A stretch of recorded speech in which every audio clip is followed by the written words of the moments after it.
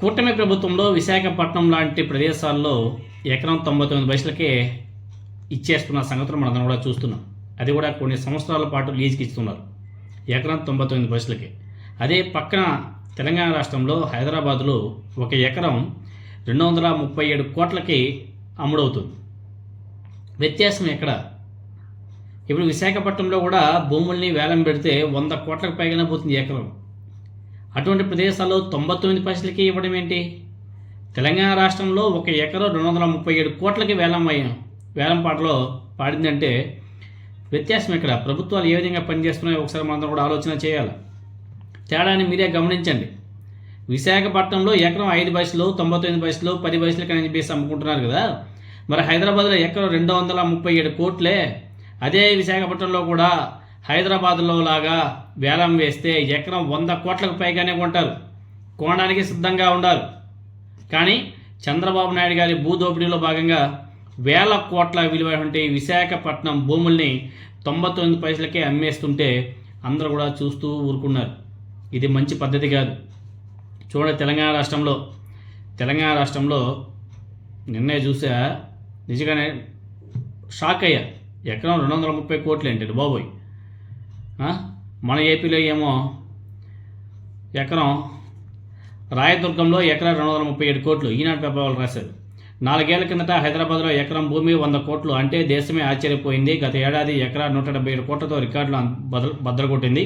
ఇప్పుడు ఏకంగా చుక్కలను తాకేలా 200 కోట్ల మార్కుని దాటి ఆల్ టైమ్ రికార్డ్ ధర పలికింది. హైదరాబాద్లోని రాయదుర్గంలో తెలంగాణ పారిశ్రామిక మౌలిక సదుపాయాల సంస్థ గురువారం నిర్వహించిన ఈ వేలంలో ఊహకు అందని రీతిలో ఎకరా భూమి ఏకంగా 237 కోట్లు పలికి పాత రికార్డులన్నింటినీ కూడా తిరగరాసింది.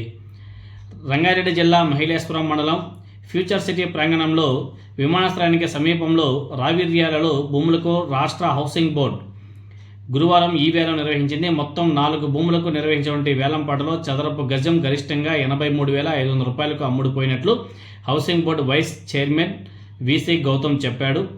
1000 నుంచి 13,500 చదరపు గజాల విస్తీర్ణంలో 4 ల్యాండ్ పార్సళ్లకు నిర్వహించినటువంటి వేలం ద్వారా 180 కోట్ల ఆదాయం సమకూరినట్లు వెల్లడించింది.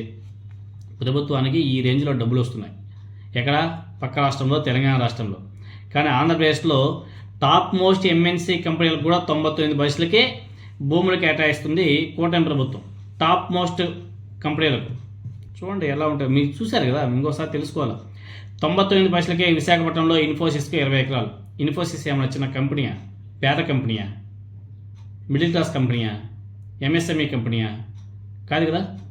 టాప్ మోస్ట్ ఎంఎన్సీ కంపెనీ కదా. అటువంటి కంపెనీకి 99 పైసలకి భూములు ఇవ్వాల్సిన అవసరం ఏమొచ్చింది? వాళ్ళు కొనలేదా? మిగతావన్నీ ఇవ్వండి ఇన్సెంటివ్స్. భూములు వాళ్ళు కొనుక్కోలేదా? కొనుక్కునే స్తోమత లేదా? ఎందుకు 99 పైసలకి వాళ్ళకి భూములు కేటాయిస్తున్నారు? వాటి సమాధానం ఉండవు. విశాఖపట్నంలోని ఎండాడలో ప్రముఖ ఐటీ సంస్థ ఇన్ఫోసిస్కు కూటమి ప్రభుత్వం 20 ఎకరాల భూమి కేటాయిస్తూ జీవో ఇచ్చింది. AP land incentives for tech hub policy కింద ఈ మొత్తం భూమిని 0.99 పైసలకే కేటాయించింది. ఈ భూమిలో రోడ్లు, ఇతర మౌలిక సదుపాయాలతో ఐటీ లేఅవుట్గా అభివృద్ధి చేసి సంస్థకు అప్పగించాలని ఏపీ ఐఐసిని ఆదేశించింది. కాగా ఇన్ఫోసిస్ ఇక్కడ 750 కోట్లతో క్యాంపస్ నెలకొల్పనుందని 7,000 జాబ్స్ కల్పిస్తుందని జీవోలో పేర్కొంది. ప్రభుత్వం జీవోలో పేర్కొంది.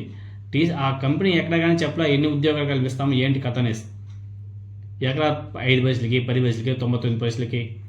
ప్రజలందరూ కూడా ఆలోచన చేయాలా. ఈ భూములు ఈరోజు దారాదత్తం చేస్తున్నారు. ఈ భూములు ప్రజల సొమ్ము. ఇది ప్రజల సొమ్ముని ఇలా దారాదత్తం చేస్తే ఎవరు కూడా ఊరుకోకూడదు, ప్రశ్నించాలా. తెలంగాణలో ప్రభుత్వ భూములు 100 కోట్లలో పోతున్నాయి, 200 కోట్ల పైగానే పోతుంది అమ్ముతుంటే. ఆంధ్రప్రదేశ్లో ప్రభుత్వ భూములు మాత్రం 99 పైసలకి ఫ్రీగా ఇచ్చేస్తున్నారు. ఇంకా ఫ్రీ అనుకోవాలి అంతే. ఇంకా ఆలోచన చేయండి. ఆలోచన చేయకపోతే రాష్ట్రంలో ఉన్నటువంటి ప్రభుత్వ భూములన్నీ కూడా ప్రైవేట్ వాళ్ళకి అప్పచెప్పేస్తారు. తర్వాత ఉండడానికి, వాకింగ్ చేయడానికి కూడా ప్లేస్ దొరకదు. నడవడానికి కూడా డబ్బులు కట్టాలి. నడవడానికి కూడా డబ్బులు పే చేసిన పరిస్థితి ఏర్పడుతుంది. ఇలాంటి వాటిని ప్రశ్నించాలి. ప్రభుత్వ సొమ్ముని ఇలా ప్రైవేట్ వ్యక్తుల చేతిలో పెట్టి తినండి మీరు, మింగండి మీరు అని చెప్పేసి చెప్పడం ప్రభుత్వాల యొక్క బాధ్యత కాదు.